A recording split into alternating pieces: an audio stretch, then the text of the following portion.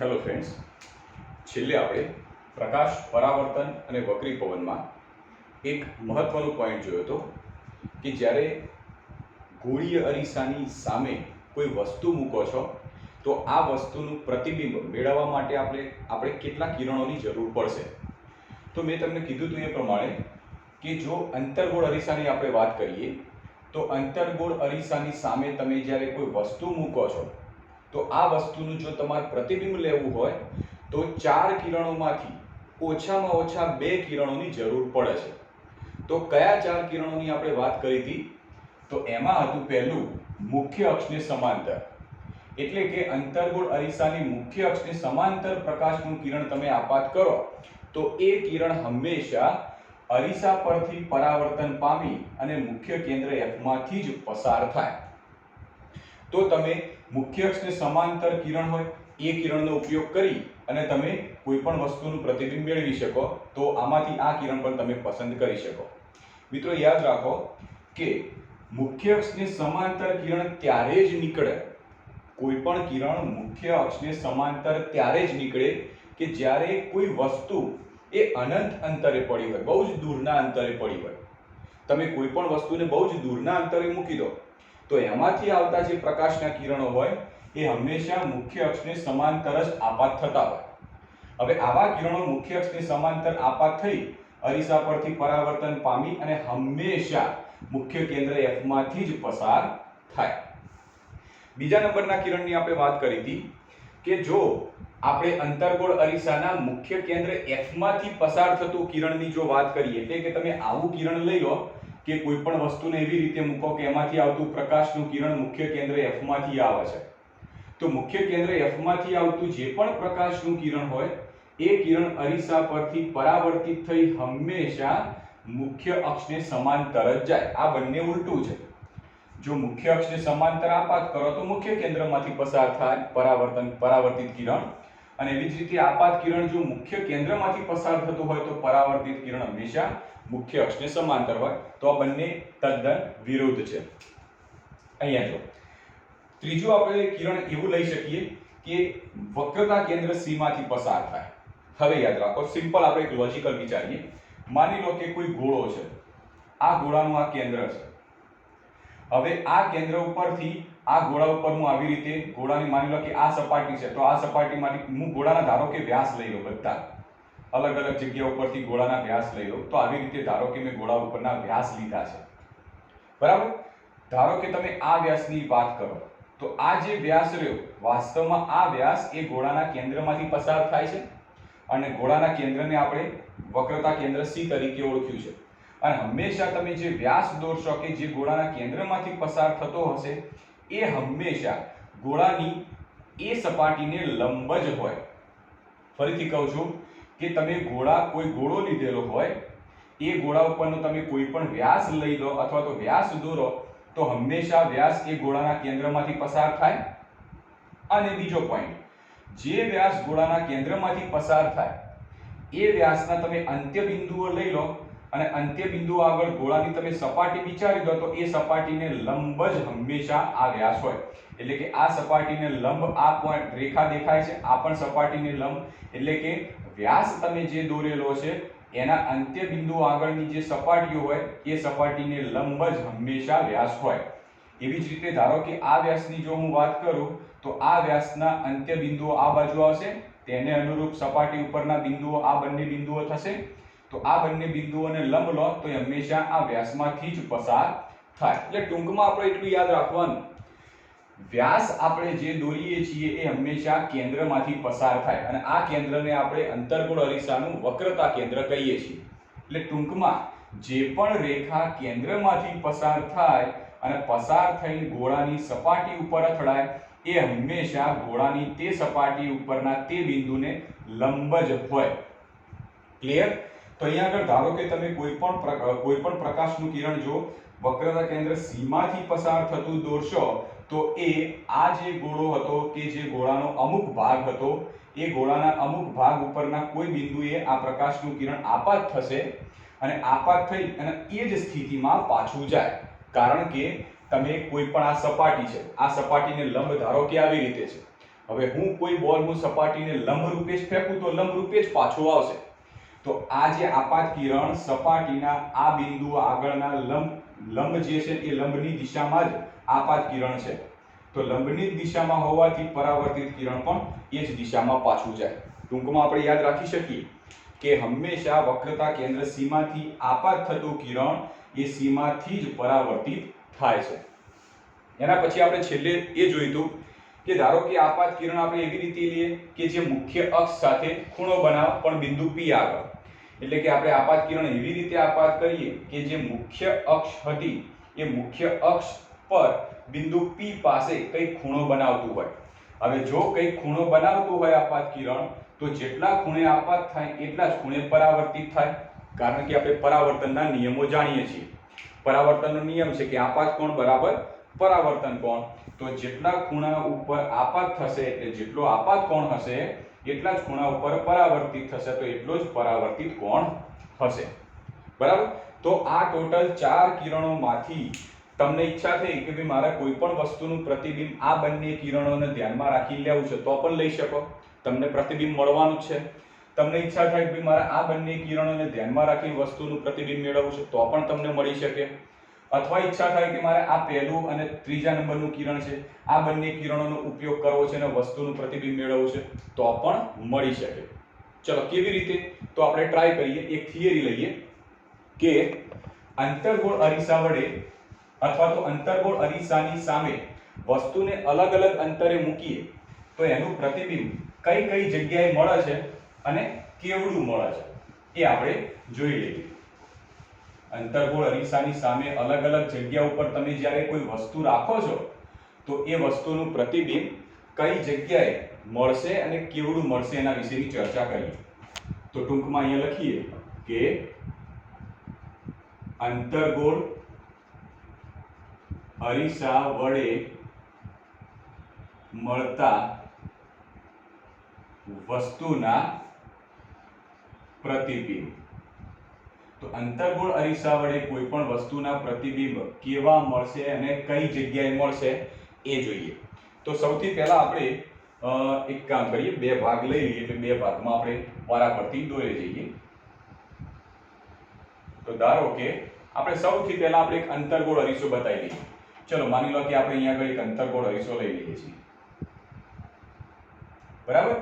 આ જગ્યાએ અંતર્ગોળ અરીસાની અંદરની ગોળીય સપાટી અંદરની જે વક્રાકાર સપાટી હોય એ પારદર્શક હોય અને પાછળની બીજી જે ઉપસેલી ગોળાકાર ભાગ હોય છે રફ કરી દીધેલો હોય છે.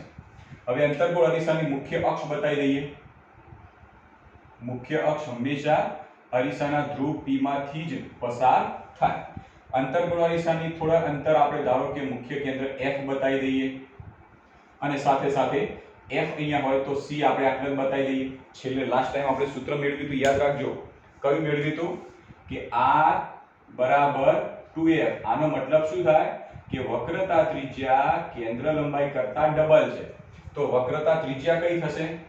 અહીંથી લઈ આટલા સુધીની વક્રતા ત્રિજ્યા R થવાની. તો આ જે છે એ કેન્દ્ર લંબાઈ કરતા ડબલ છે. એનો મતલબ કેન્દ્ર લંબાઈ આના કરતા અડધી હશે.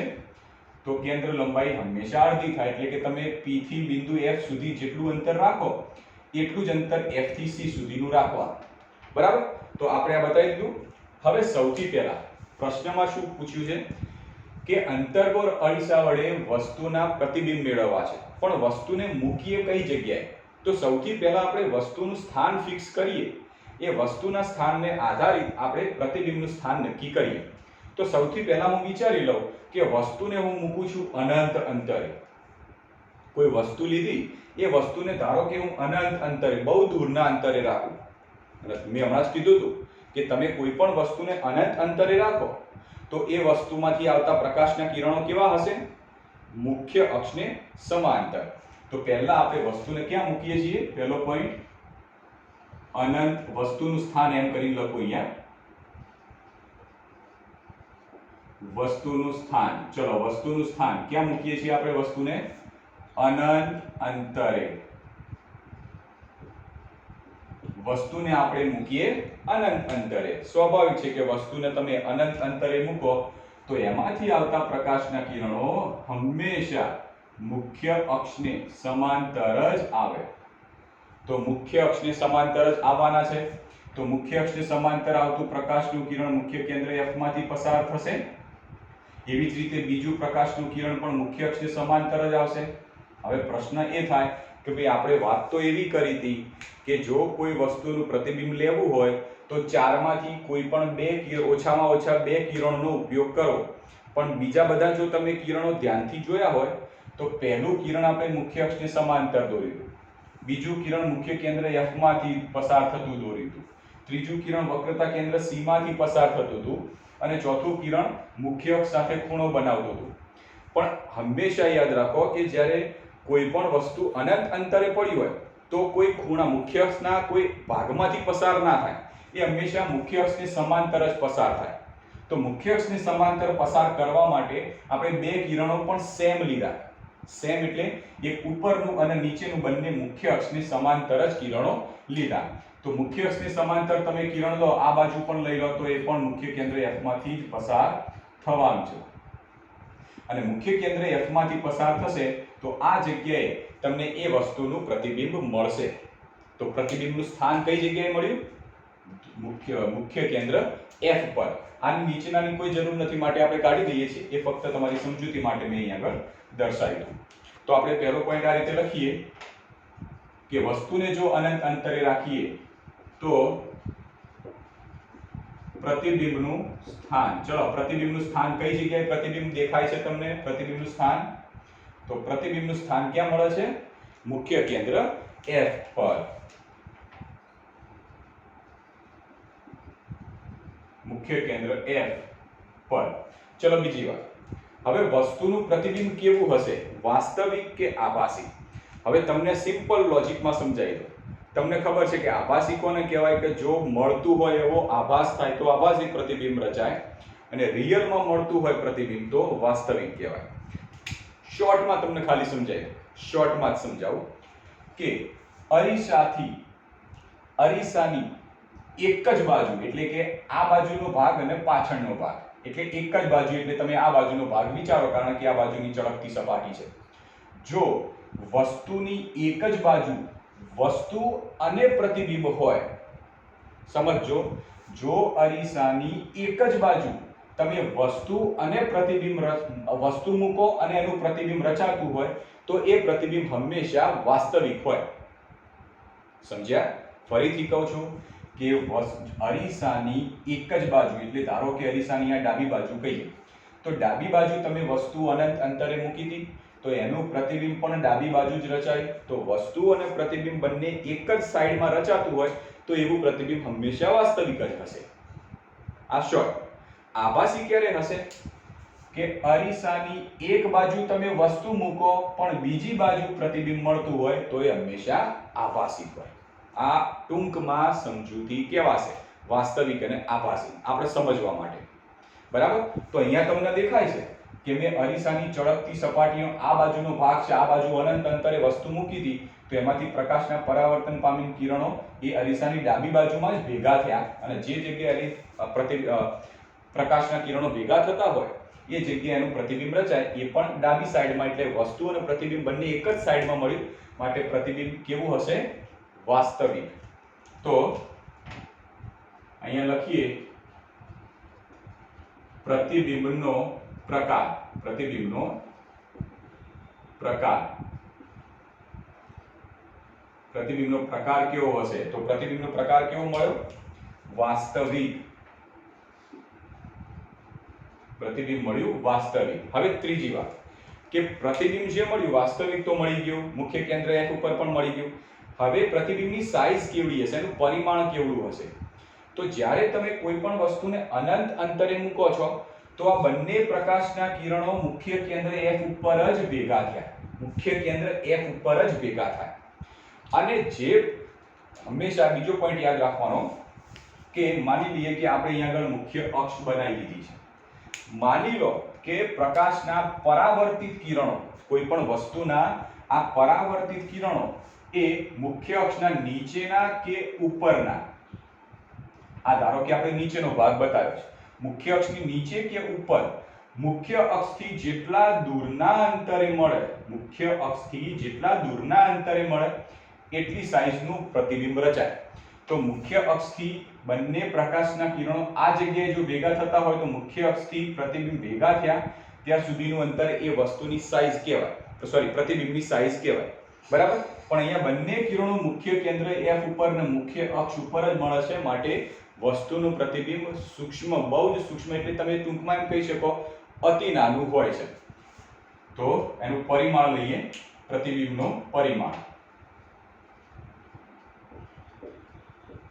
પરિમાણ એટલે પ્રતિબિંબની સાઈઝ. તો કેવડી હશે? ખૂબ નાનું પ્રતિબિંબ. તો પ્રતિબિંબ કેવું હશે? ખૂબ જ નાનું. અને છેલ્લો પોઈન્ટ કે પ્રતિબિંબ કેવું હશે? સીધું હશે એટલે કે ચપટું હશે કે ઉલટું હશે? તો જેમ મેં કીધું એ પ્રમાણે કે જો અરીસાની એક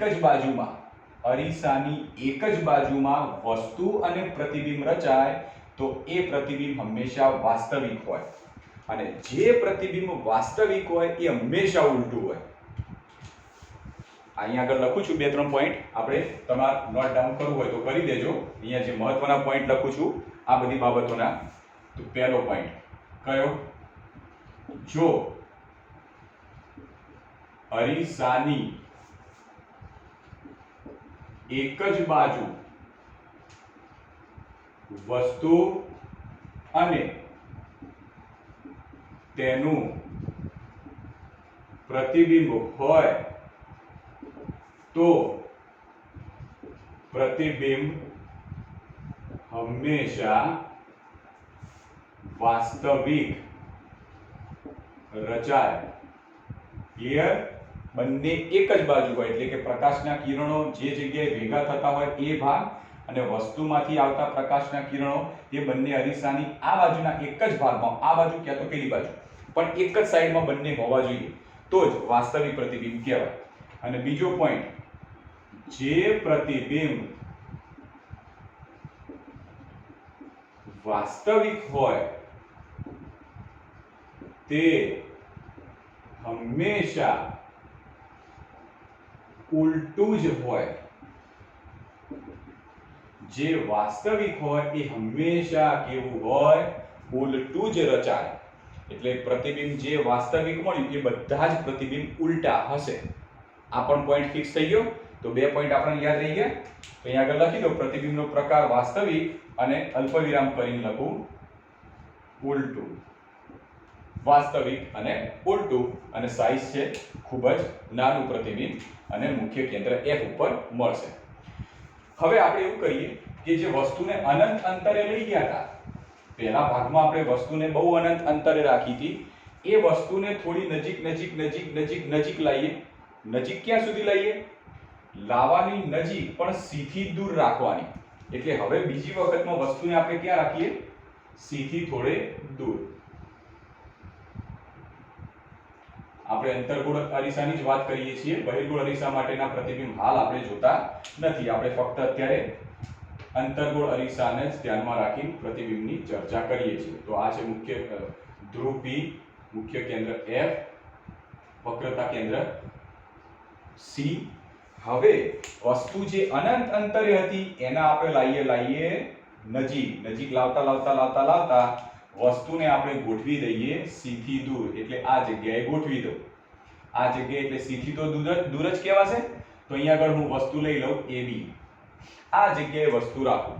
ચલો, હવે આ જગ્યાએ જો હું વસ્તુ રાખું તો એનું પ્રતિબિંબ ક્યાં રચાશે? તો એના માટે મેં તમને કીધું હતું કે કોઈ પણ વસ્તુનું જો પ્રતિબિંબ જોતું હોય તો આપણે આગળ ચલાયેલા 4 કિરણમાંથી કોઈ પણ 2 કિરણોનો તમે ઉપયોગ કરી શકો. 4 નો પણ ઉપયોગ કરી શકો, પણ ઓછામાં ઓછા 2 વાપરો એટલે તમને વસ્તુનું પ્રતિબિંબ મળી જાય. તો ચલો, આમાંથી આપણે 2 પ્રકાશના કિરણો જવા દઈએ. એક પ્રકાશનું કિરણ લઈએ સીધું જ મુખ્ય અક્ષને સમાંતર હોય એવું, એટલે સીધું જ આ તો કિરણ તમારે લઈ જ લેવાનું, મુખ્ય અક્ષને સમાંતર હોય એવું. જે મુખ્ય અક્ષને સમાંતર હોય એ ક્યાંથી નીકળશે? મુખ્ય કેન્દ્ર F માંથી પસાર થશે. ક્લિયર? હવે બીજું પ્રકાશનું કિરણ આપણે મુખ્ય કેન્દ્ર F માંથી પસાર કરતું લઈએ. ખબર છે 4 માંથી બીજો પ્રકાર કયો હતો? મુખ્ય કેન્દ્ર F માંથી પસાર થતું હોય. તો બીજું પ્રકાશનું કિરણ આપણે મુખ્ય કેન્દ્ર F માંથી પસાર થતું હોય એવી રીતનું લઈએ. હવે આ પ્રકાશનું કિરણ જે પણ મુખ્ય કેન્દ્રમાંથી પસાર થાય એ હંમેશા મુખ્ય અક્ષને સમાંતર જતું રહે.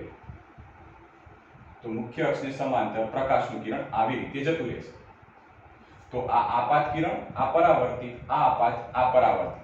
હવે બંને પરાવર્તિત કિરણો કઈ જગ્યાએ મળ્યા? તો આ જગ્યાએ. આ જગ્યાએ મળ્યા બંને પરાવર્તિત કિરણો, અને જે જગ્યાએ બંને પરાવર્તિત કિરણો મળતા હોય ત્યાં આગળ વસ્તુનું પ્રતિબિંબ રચાશે. આપણે A માંથી નીકળતા બંને પ્રકાશના કિરણો કાઢ્યા તો બંને જે જગ્યાએ ભેગા થયા ત્યાં A નું જ પ્રતિબિંબ રચાશે, અને A નું જ્યાં હોય એક્ઝેક્ટ નીચે B નું હોય તો અહીંયા આગળ A નું હશે, તે એક્ઝેક્ટ નીચે B હશે. તો આને આપણે A' B' તરીકે ઓળખીએ. તો વસ્તુ AB અને પ્રતિબિંબ રચાય છે A' B'. તો અહીંયા તમને દેખાય છે કે વસ્તુનું પ્રતિબિંબ વસ્તુ કરતા નાનું છે. પરિમાણ તમને નાનું ખબર પડી ગઈ. બીજો પોઈન્ટ, વાસ્તવિક હશે કે આભાસી? તો જુઓ, અરીસો, અરીસાની આ ડાબી બાજુ, આ જમણી બાજુ. શું અરીસાની આપણે ડાબી બાજુ જ વસ્તુ રાખી? હા, અરીસાની ડાબી બાજુ વસ્તુ રાખી. એમાં એના પ્રતિબિંબો પણ ડાબી બાજુ જ મળ્યા?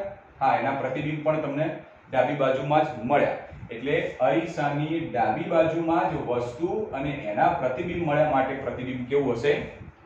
વાસ્તવિક. કારણ કે અરીસાની એક જ બાજુમાં વસ્તુ અને એનું પ્રતિબિંબ રચાયું માટે પ્રતિબિંબ હશે વાસ્તવિક. અને એનું સ્થાન કેવું હોય તો કઈ જગ્યાએ પ્રતિબિંબનું સ્થાન કહેવાશે? તો પ્રતિબિંબનું સ્થાન C અને F ની વચ્ચે.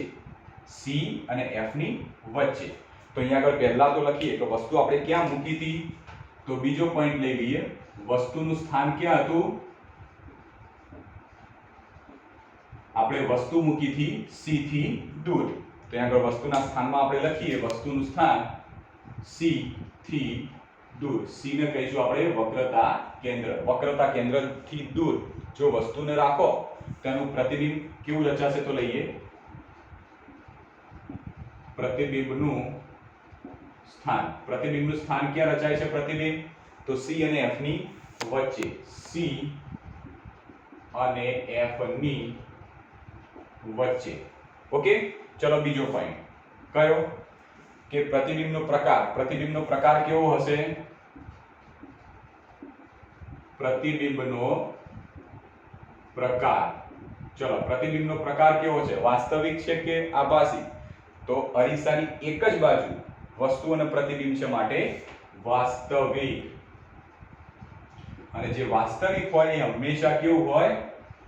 ઉલટું. તો વાસ્તવિક અને ઉલટું. હવે પ્રતિબિંબનું પરિમાણ જોઈએ, સાઈઝ જોઈએ. પ્રતિબિંબનું પરિમાણ. પ્રતિબિંબનું પરિમાણ જોઈએ. ચલો, પરિમાણ એટલે એની સાઈઝ. તો સાઈઝ દેખાય છે કે વસ્તુ કરતા નાનું. વસ્તુ કરતા નાનું. તો પ્રતિબિંબ રચાશે વસ્તુ કરતા નાનું. બરાબર? બે પોઈન્ટ ક્લિયર થઈ ગયા. હવે આપણે વસ્તુને અનંત અંતરેથી C થી દૂર લાયા. હવે વસ્તુને હજી નજીક લાવીએ, અને હજી નજીક એટલે C ઉપર વસ્તુને લાવી દઈએ. વક્રતા કેન્દ્ર C ઉપર વસ્તુને મૂકી દઈએ.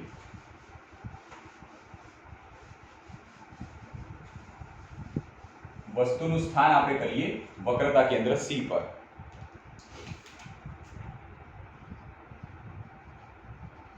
વસ્તુનું સ્થાન. તો વસ્તુનું સ્થાન આપણે કરીએ છીએ વક્રતા કેન્દ્ર C પર. વસ્તુને લાવી દઈએ વક્રતા કેન્દ્ર C પર. ચલો, તો પહેલા આપણે અંતર્ગોળ અરીસો બતાવી દઈએ. તો અહીંયા આગળ દોરીએ આપણે અંતર્ગોળ અરીસો.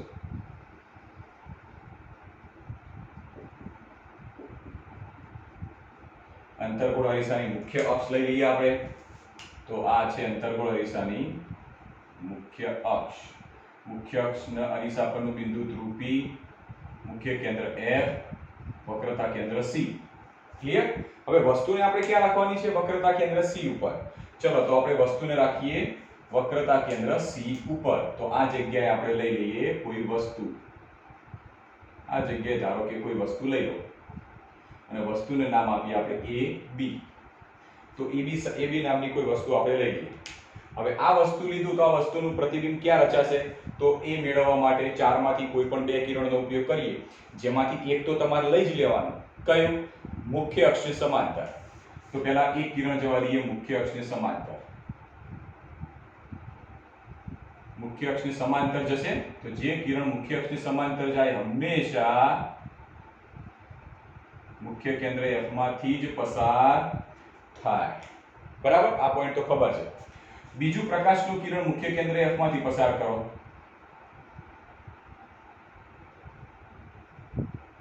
બીજું તમે મુખ્ય કેન્દ્ર F માંથી પસાર કરશો તો શું થશે? મુખ્ય અક્ષને સમાંતર મળશે. તો આ જશે મુખ્ય અક્ષને સમાંતર. હવે બંને પ્રકાશના કિરણો ક્યાં મળ્યા? બંને પ્રકાશના કિરણો આપણે મળ્યા છે એ આ જગ્યાએ, આ જગ્યાએ એક્ઝેક્ટ C ઉપર જ, જેને આપણે કહીએ A' B'. તો વસ્તુ મૂકી તમે વક્રતા કેન્દ્ર C ઉપર, એનું પ્રતિબિંબ પણ વક્રતા કેન્દ્ર C ઉપર જ રચાયું. હવે બીજી વાત, વસ્તુ જેવડી છે એવડું જ પ્રતિબિંબ રચાશે. વક્રતા કેન્દ્ર C ઉપર તમે જ્યારે કોઈ વસ્તુ રાખો તો એનું પ્રતિબિંબ વસ્તુના જેવડું જેવડું રચાય, તો વસ્તુની જ સાઈઝનું પ્રતિબિંબ રચાશે. પહેલી વાત. બીજી વાત, વાસ્તવિક હશે કે આભાસી? તો અરીસાની એક બાજુમાં વસ્તુ રાખી હતી, પ્રતિબિંબ પણ એ જ બાજુમાં મળ્યું, માટે વાસ્તવિક. અને જે વાસ્તવિક હોય હંમેશા ઉલટું હોય. તો આના વિશેની માહિતી ખબર પડી ગઈ. તો એના માટે આપણે લખીએ, અહીંયા આગળ આપણે કહીએ પ્રતિબિંબનું સ્થાન. ચલો, પ્રતિબિંબનું સ્થાન. તો ક્યાં પ્રતિબિંબ ક્યાં રચાય છે? વક્રતા કેન્દ્ર C પર. વક્રતા કેન્દ્ર C પર પ્રતિબિંબ પણ ત્યાં જ રચાશે. પછી બીજો પોઈન્ટ, પ્રતિબિંબનો પ્રકાર.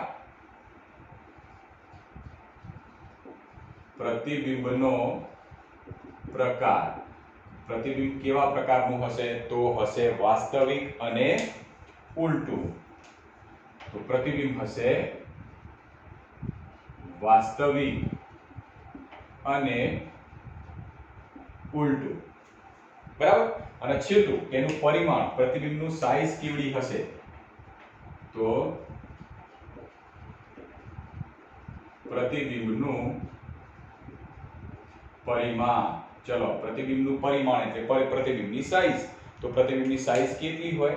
તો હંમેશા જો C ઉપર વસ્તુ મૂકો તો C ઉપર જ એનું પ્રતિબિંબ રચાય, અને C ઉપર જો પ્રતિબિંબ રચાય તો એ હંમેશા વસ્તુની સાઈઝ જેટલું જ હોય, એટલે વસ્તુના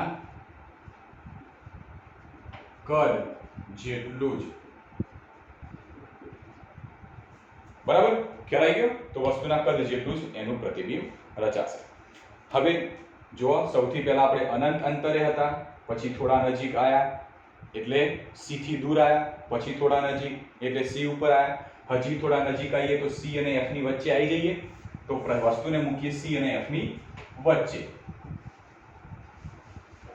વસ્તુનું સ્થાન લઈ લઈએ ચોથા નંબરનું C અને F ની. આપણે ધીમે ધીમે કરતા વસ્તુને અરીસા તરફ લાવવાની. એમ કરતા કરતા તમારે સોરી, આ ત્રીજા નંબરનું હતું. આ ચોથા નંબરનું. ચલો, વસ્તુને હવે આપણે લાવીએ C થી અંદર. C થી અંદર લાવો એટલે સીધી C અને F ની વચ્ચેની જગ્યા આવી જાય. તો વસ્તુને લાવીએ C અને F ની વચ્ચે. ચલો, વસ્તુને C અને F ની વચ્ચે મૂકી દઈએ. તો એના માટે આપણે એક દોરીએ અંતર્ગોળ અરીસો. અંતર્ગોળ અરીસો દોરી અને અંતર્ગોળ અરીસાની આપણે લઈએ પહેલા મુખ્ય અક્ષ. તો અહીંયા આગળ લઈ લઈએ અરીસાની મુખ્ય અક્ષ. આ છે અરીસાનો ધ્રુવ P, મુખ્ય કેન્દ્ર F, વક્રતા કેન્દ્ર C. હવે વસ્તુને ક્યાં રાખવાની છે? C અને F ની વચ્ચે. ઓકે, તો આપણે એક કામ કરીએ, વસ્તુને આપણે લાવી દઈએ આ જગ્યાએ C અને F ની વચ્ચે, એટલે આને વસ્તુ કહી દઈએ AB. વસ્તુ C અને F ની વચ્ચે મૂકી દઈએ. હવે એનું પ્રતિબિંબ ક્યાં રચાશે? તો કીધું એ પ્રમાણે બે કિરણોનો ઉપયોગ કરો. એક તો કયું લઈશું? મુખ્ય અક્ષને સમાંતર લઈ લો આખું મીચિંગ, તો એક કિરણ તો લઈ જ લીધું. જે મુખ્ય અક્ષને સમાંતર હોય મુખ્ય કેન્દ્ર F માંથી પસાર થાય, તો મુખ્ય કેન્દ્ર F માંથી પસાર કરો. ક્લિયર? એના પછી બીજું પ્રકાશનું કિરણ મુખ્ય કેન્દ્ર F માંથી પસાર કરો. મુખ્ય કેન્દ્ર F માંથી પસાર કરશો તો પરાવર્તન પામીને મુખ્ય અક્ષને સમાંતર જશે. મુખ્ય અક્ષને સમાંતર જતું રહ્યું. મુખ્ય અક્ષને સમાંતર ગયું તો જુઓ તમને પ્રતિબિંબ બંને કિરણો કોઈ જગ્યાએ ભેગા થયા. હા, આ જગ્યાએ ભેગા થયા. જે જગ્યાએ બંને કિરણો ભેગા થાય પરાવર્તિત કિરણો, એ જગ્યાએ તમને વસ્તુનું પ્રતિબિંબ રચાય. તો વસ્તુનું પ્રતિબિંબ રચાશે આ જગ્યાએ, જેને આપણે કહીએ A ડેશ B ડેશ. હવે આના વિશે તમને વર્ણન કરો. ચલો આ બધાનું વર્ણન કરીએ તો શું થાય છે કે વસ્તુનું પહેલા તો જોઈએ કે વસ્તુનું સ્થાન, પ્રતિબિંબનું સ્થાન. પ્રતિબિંબ કઈ જગ્યાએ મળ્યું? તો પ્રતિબિંબ તમને મળ્યું C થી દૂર. બરાબર? પ્રતિબિંબ મળ્યું C થી દૂર. જો તમે થોડું અવલોકન કર્યું હોય તો તરત તમે સમજી ગયેલા હશો. બીજા નંબરનો પોઈન્ટ કયો હતો? જો વસ્તુને C થી દૂર મૂકી તો પ્રતિબિંબ તમને C અને F ની વચ્ચે મળ્યું. ચોથા નંબરનો પોઈન્ટ શું કહે છે? જો વસ્તુને તમે C અને F ની વચ્ચે મૂકો તો પ્રતિબિંબ ક્યાં મળશે? C થી દૂર. તો બીજા નંબરનો પોઈન્ટ અને ચોથા નંબરનો પરસ્પર સંલગ્ન છે, ભેગા છે પોઈન્ટો. બરાબર? તો ચલો આના માટે વર્ણન કરીએ તો પ્રતિબિંબ વાસ્તવિક કે આભાસી? વસ્તુ જે બાજુ એ જ બાજુ પ્રતિબિંબ, માટે વાસ્તવિક. પછી ઉલટું કે ચત્તું? તો પ્રતિબિંબ વસ્તુ સીધી છે તો પ્રતિબિંબ ઉલટું, મતલબ વાસ્તવિક હોય હંમેશા ઉલટું હોય. પછી વસ્તુનું પરિમાણ જોઈએ, સાઈઝ જોઈએ તો વસ્તુ કરતા મોટું. હવે મને થોડો કંઈક અંદર એક લાઈટ થઈ. કઈ કે આપણે જોયું કે જ્યારે મેં વસ્તુને અનંત અંતરે રાખી તો પ્રતિબિંબ બહુ સૂક્ષ્મ મળ્યું. C થી દૂર લાવ્યો તો થોડું મોટું મળ્યું. C ઉપર લાવ્યો તો વસ્તુ જેવડું મળ્યું. F અને C થી વચ્ચે લાવ્યો તો મોટું મળ્યું. આનો મતલબ એવો થતો હશે કે દૂરથી તમે જેમ જેમ નજીક અરીસા તરફ આવતા જો છો એમ એમ પ્રતિબિંબની સાઈઝ મોટી થતી જાય છે. જ્યારે C ઉપર જ વસ્તુનું પ્રતિબિંબ વસ્તુના જેવડું હોય છે. C થી દૂરના ભાગમાં વસ્તુ રાખો તો પ્રતિબિંબો નાના મળશે. C થી અંદરના ભાગમાં વસ્તુ રાખો તો પ્રતિબિંબ મોટા મળશે. તો આના માટેની આપણે ચર્ચા કરીએ તો પ્રતિબિંબનું સ્થાન લઈએ. પ્રતિબિંબનું સ્થાન. ચલો પ્રતિબિંબનું સ્થાન પહેલા. પ્રતિબિંબ ક્યાં રચાય છે પહેલા નક્કી કરો. તો પ્રતિબિંબ ક્યાં રચાય છે? C થી દૂર. ક્લિયર? C થી દૂર રચાય છે. હા. પછી બીજો પોઈન્ટ, પ્રતિબિંબ નો પ્રકાર. પ્રતિબિંબનો પ્રકાર શું કહે છે? શું છે પ્રતિબિંબનો પ્રકાર? વાસ્તવિક રચાય છે. ખ્યાલ આવી ગયો? વાસ્તવિક, અને જે વાસ્તવિક હોય હંમેશા કેવું હશે? ઉલટું જ. જે વાસ્તવિક હોય હંમેશા ઉલટું હોય. અને ત્રીજા નંબરનો પોઈન્ટ, પ્રતિબિંબનું પરિમાણ.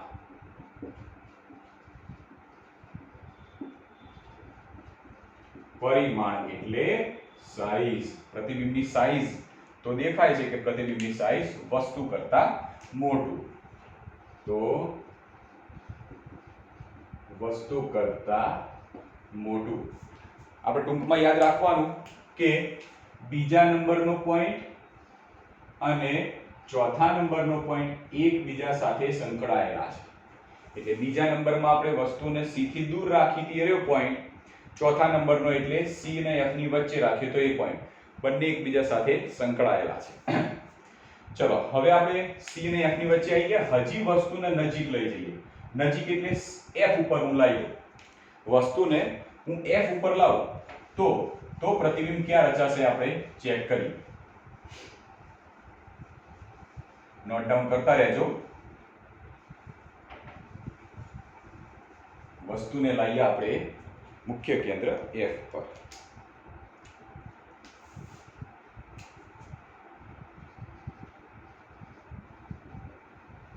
મુખ્ય કેન્દ્ર F પર. ચાલો વસ્તુ લઈએ મુખ્ય કેન્દ્ર F ઉપર. તો અહીંયા આગળ અંતર્ગોળ અરીસો લઈ લઈએ.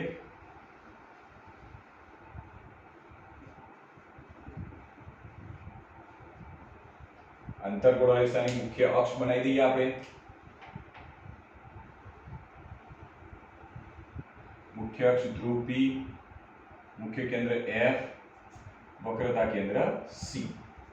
હવે વસ્તુને ક્યાં મૂકવાની છે? મુખ્ય કેન્દ્ર F ઉપર. તો ચલો વસ્તુ લઈ લઈએ આપણે મુખ્ય કેન્દ્ર F ઉપર. તો આ જગ્યાએ આપણે કોઈક વસ્તુ લઈ લઈએ. આ જગ્યાએ વસ્તુ AB નામની વસ્તુ મુખ્ય કેન્દ્ર F ઉપર મૂકી દઈએ. હવે મુખ્ય કેન્દ્ર F ઉપર મૂકીએ તો એમાંથી બે પ્રકાશના કિરણો નીકાળીએ.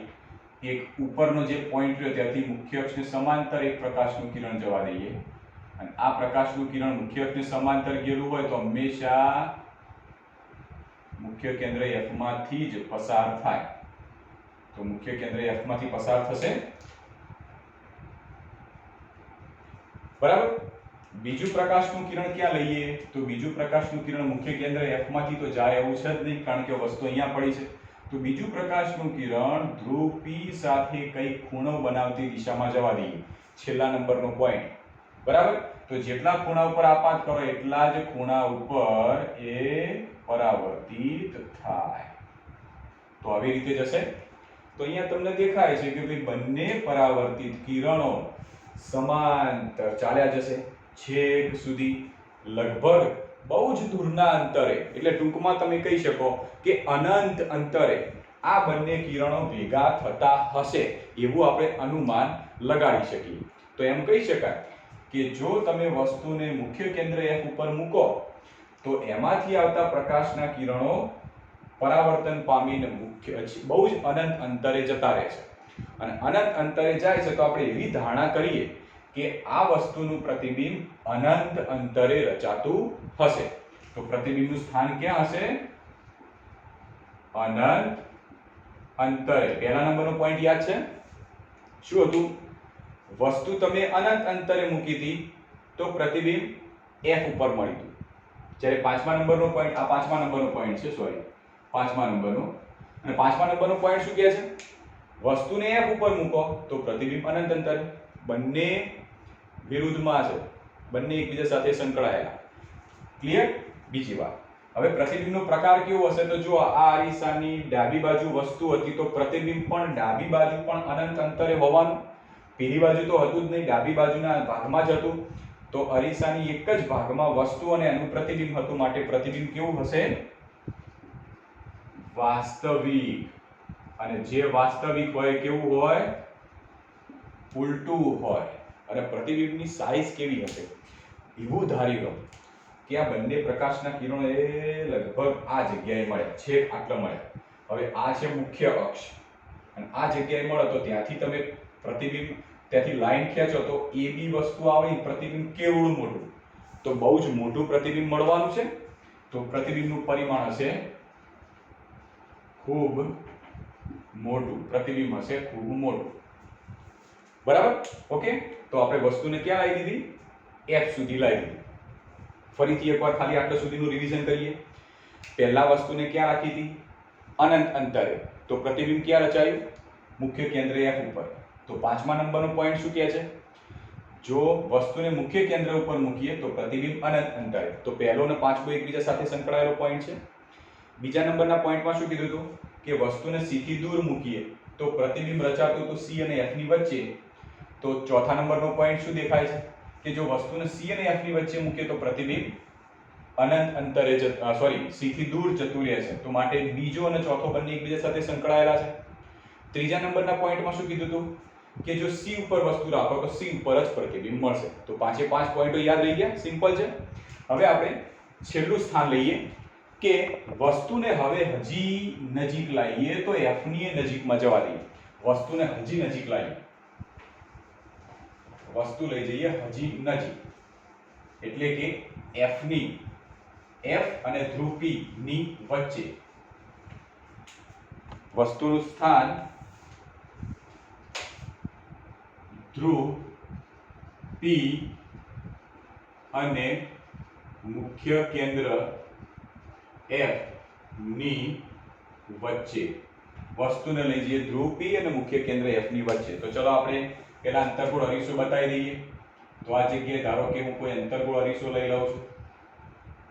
ઓકે. આપણે આ જગ્યાએ અંતર્ગોળ અરીસો એક લઈ લીધો. અંતર્ગોળ અરીસો લઈ પછી એની મુખ્ય અક્ષ બતાવી દઈએ. આ છે એની મુખ્ય અક્ષ, થોડી આગળ લંબાવું છું. આ છે ધ્રુવ P. અહીંયા આગળ માની લો કે મુખ્ય કેન્દ્ર F છે. આ જગ્યાએ વક્રતા કેન્દ્ર C છે ભાઈ. હવે વસ્તુને મૂકવાની છે ધ્રુવ P અને મુખ્ય કેન્દ્ર F આ બંનેની વચ્ચે. માની લઈએ કે આ જગ્યાએ આપણે વસ્તુને લાવી દઈએ, આ જગ્યાએ મૂકી દઈએ વસ્તુ. બરાબર? તો બંનેની વચ્ચેના ભાગમાં જ કેવા છે? આ વસ્તુને આપણે લઈ લઈએ AB વસ્તુ. હવે આનું પ્રતિબિંબ ક્યાં રચાશે? તો કોઈ જ ઓકવર્ડ નથી. જે આપણે ચાર કિરણો કીધા હતા, ચારમાંથી કોઈ પણ બે પ્રકાશના કિરણો લઈ લો, આનું પ્રતિબિંબ મળી જશે. તો ધારો કે હું માની લઉં કે આમાંથી એક પ્રકાશનું કિરણ એવી રીતે લઉં કે એને જો પાછળ તરફ લંબાવું તો વક્રતા કેન્દ્ર C માંથી પસાર થાય. ધારો કે આ કિરણને જો હું પાછળ તરફ લંબાવું તો વક્રતા કેન્દ્ર C માંથી પસાર થાય અને C માંથી પસાર થઈને આવી દિશામાં આગળ જાય છે એવું લઈ લો. માની લો કે એક પ્રકાશનું કિરણ આપણે આવી રીતનું લઈ લીધું કે વક્રતા કેન્દ્ર C માંથી પસાર થતું હતું અને C માંથી પસાર થઈને વસ્તુમાંથી જ્યારે આગળ જશે એટલે આવી રીતનું જાય. અને જે પ્રકાશનું કિરણ વક્રતા કેન્દ્ર C માંથી પસાર થાય એ એમાંથી જ પાછું વળી જાય. એટલે વક્રતા કેન્દ્ર C માંથી નીકળેલું પ્રકાશનું કિરણ એ જ માર્ગે પાછું વળી જશે. તો આવી જ દિશામાં પ્રકાશનું કિરણ પાછું વળી ગયું. બરાબર? બીજું પ્રકાશનું કિરણ લઈએ ધ્રુવ P સાથે કઈ ખૂણો બનાવતી દિશા હોય એવી દિશામાં. તો જેટલા ખૂણા ઉપર આવશે એટલા જ ખૂણા ઉપર એ પરાવર્તિત થશે. તો આ જગ્યાએ પરાવર્તિત થઈ ગયું. તો અહીંયા તો તમને દેખાય છે કે પ્રકાશનું આપાત કિરણ અને આ છે પરાવર્તિત કિરણ. તો પરાવર્તિત આ જે પ્રકાશનું આપાત કિરણનું પરાવર્તિત કિરણ આવું, આ આપાત કિરણનું પરાવર્તિત કિરણ આવું. હવે આ બંને કિરણો તો આમ જતા રહે, થોડા પોળા થતા જાય છે. તો આપણે શું કરીએ કે આ જે બંને પરાવર્તિત કિરણો હતા કે જે આગળના ભાગમાં કોઈ જગ્યાએ મળે એવું લાગતું નથી પણ પાછળના ભાગમાં એને લંબાઈ જોઈએ. તો આ પરાવર્તિત કિરણને પાછળના ભાગમાં લંબાઈએ તો આવી રીતે જવાનું છે. આ પરાવર્તિત કિરણને પાછળના ભાગમાં લંબાઈએ તો આવી રીતે જશે. આ પણ આવી રીતે જવાનું છે. અહીંયા આગળ પછી લખું છું, પહેલા આપણે કિરણો જવા દઈએ. તો બંને પ્રકાશના કિરણો પાછળના ભાગમાં લંબાવાથી આ જગ્યાએ મળે. ધ્રુવ P અને F ની વચ્ચે. બરાબર? તો તમને દેખાય છે કે આ બંને પરાવર્તિત કિરણો જે હતા એને મેં પાછળ તરફ લંબાયા તો આ જગ્યાએ મળે.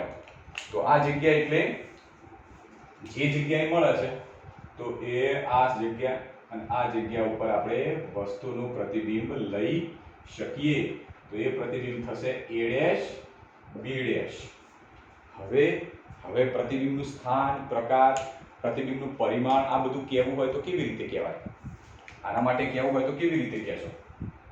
વિચારો કેવી રીતે કહેશો?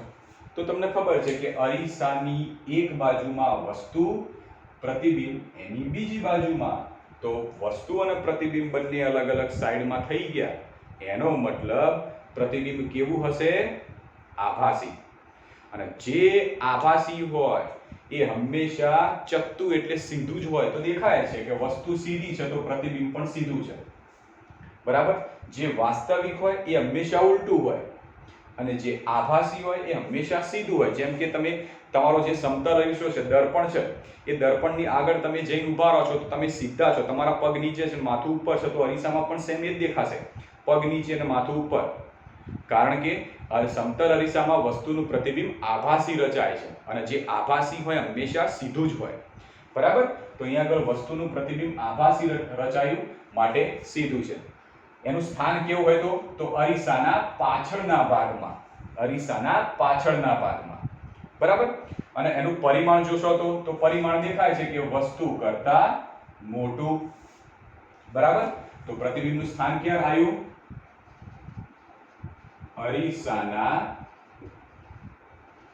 પાછળના ભાગમાં. પ્રતિબિંબનો પ્રકાર, પ્રતિબિંબ કેવું રચાય છે? આભાસી અને સીધું એટલે ચત્તુ. આભાસી અને ચત્તુ એટલે સીધું. અને પરિમાણ વસ્તુ કરતા કેવું છે? મોટું છે ભાઈ, વસ્તુ કરતા મોટું છે. સિમ્પલ છે. યાદ રહી ગયા બધા? તો આટલા અંતર્ગોળ અરીસાની સામે તમે વસ્તુને રાખો છો તો પ્રતિબિંબ આ પ્રમાણે રચાશે. ફરીથી કહું છું, યાદ કેવી રીતે રાખવાનું, એ સાઈઝ કેવી રીતે યાદ રાખવાની તમને સમજાવું. અરીસો છે, અરીસાથી અનંત અંતરે તમે વસ્તુ રાખો તો બિંદુવત પ્રતિબિંબ રચાય. જેમ જેમ તમે નજીક આવતા જેમ પ્રતિબિંબની સાઈઝ મોટી થાય. જેવા નજીક આવતા આવતા સી ઉપર આવો એટલે પ્રતિબિંબ વસ્તુ જેવું, સી થી અંદર આવો એટલે પ્રતિબિંબ હજી મોટું. એટલે માની લો કે વસ્તુ આ જગ્યાએ અનંત અંતરે છે તો પ્રતિબિંબ આ જગ્યાએ રચાય. જેમ જેમ વસ્તુ લાવશો એમ પ્રતિબિંબ મોટું મોટું મોટું મોટું મોટું મોટું થઈ જશે. આ જગ્યાએ પ્રતિબિંબ વસ્તુ જેવડું, હજી આગળ લઈ જશો એટલે પ્રતિબિંબ મોટું મોટું મોટું થવાનું. એફ જગ્યાએ ખૂબ જ મોટું, એફ આગળ ખૂબ જ મોટું રચાશે. તો અનંત અંતરેથી એફ સુધીમાં આવી રીતે ઘટના બને છે. ખાલી એક આ પોઈન્ટ આપણે યાદ રાખવાનો થશે. ક્લિયર? હવે આના ઉપરથી આના પછી બહિર્ગોળ અરીસો હોય તો બહિર્ગોળ અરીસાના પ્રતિબિંબ ક્યાં રચાશે એના પછી નેક્સ્ટ લેક્ચરમાં આપણે જોઈશું. Thank you.